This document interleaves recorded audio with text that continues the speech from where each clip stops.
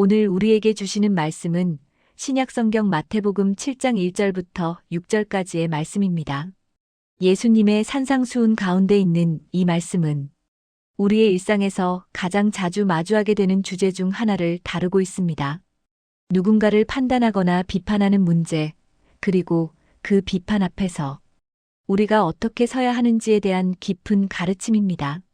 예수님은 비판을 받지 않으려거든 비판하지 말라고 말씀하십니다. 우리가 다른 사람을 판단하는 그 기준으로 언젠가 우리 자신도 판단을 받게 될 것이라고 하셨습니다. 겉으로 보기에는 단순한 권면처럼 보이지만 사실은 우리 삶의 방향과 태도를 완전히 재정립하게 만드는 말씀입니다. 예수님은 남의 눈에 있는 작은 티는 보면서 내 눈에 들어있는 들보는 깨닫지 못하는 우리의 모습을 지적하십니다.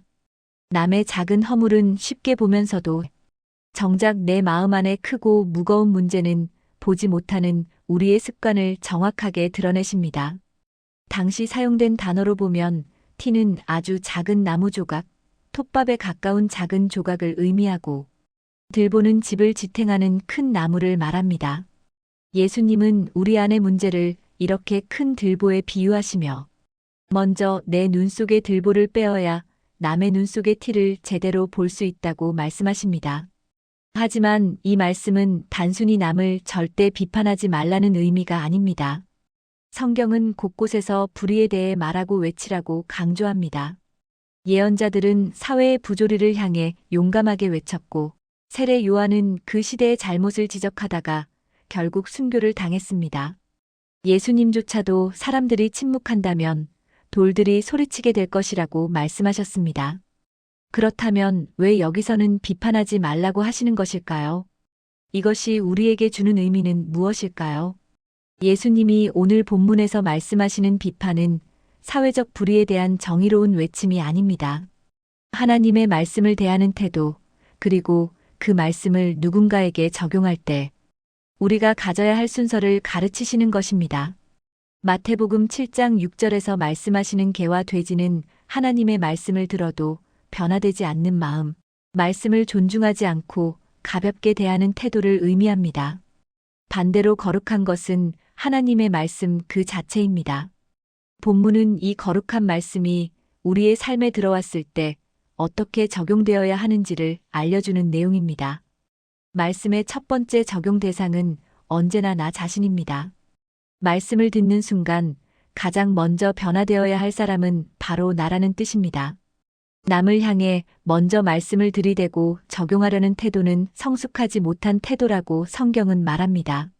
인격이 성숙한 사람은 어떤 기준이나 원칙을 적용할 때 먼저 자신에게 적용하고 그 다음에 타인을 바라봅니다. 반면 인격적으로 미성숙한 사람은 언제나 먼저 타인을 판단하고 자신은 뒤로 미룹니다. 예수님은 오늘 본문에서 이 순서를 분명히 해주십니다. 먼저 내 눈 속의 들보를 보라고 말씀하십니다. 그 후에야 밝히 보고 형제의 눈 속에서 티를 뺄 수 있다고 하셨습니다. 이 순서가 말씀의 핵심입니다. 설교를 들으면서 종종 우리는 이런 생각을 합니다. 이 말씀은 우리 며느리가 들어야 하는데, 우리 아들이 들어야 하는데, 내 남편에게 꼭 필요한 말인데. 하지만 그런 생각을 하는 순간 우리는 이미 말씀의 적용 순서를 거꾸로 하고 있는 것입니다. 모든 말씀은 언제나 먼저 나에게 주신 말씀입니다. 나를 돌아보고 나를 고치고 나를 일으키라고 주신 말씀입니다. 먼저 나에게 적용되지 않은 말씀은 결코 능력이 되지 못합니다. 오히려 상처가 되기도 합니다. 내 삶이 바뀌지 않은 상태에서 남을 바로잡으려고 하면 관계가 무너지고 마음이 다치게 됩니다.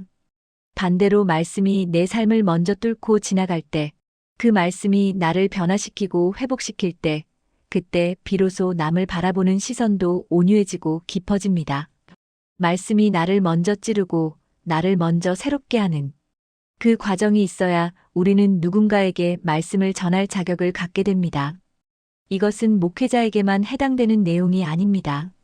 부모도 마찬가지입니다. 부모가 자녀에게 아무리 많은 말과 가르침을 줘도 그 삶으로 보여주지 않으면 자녀는 변화되지 않습니다. 선생님도 마찬가지입니다. 지식을 가르치는 능력보다 더 중요한 것은 그 지식을 어떻게 사느냐입니다.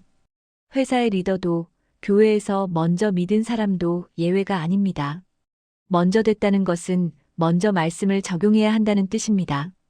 먼저 깨닫고 먼저 변화되어야 한다는 의미입니다. 말씀 앞에서 가장 괴로운 사람은 누구일까요? 어쩌면 목회자일 것입니다. 말씀을 전하기 위해 먼저 말씀과 마주해야 하고 그 말씀 앞에서 부끄러워질 때가 많기 때문입니다.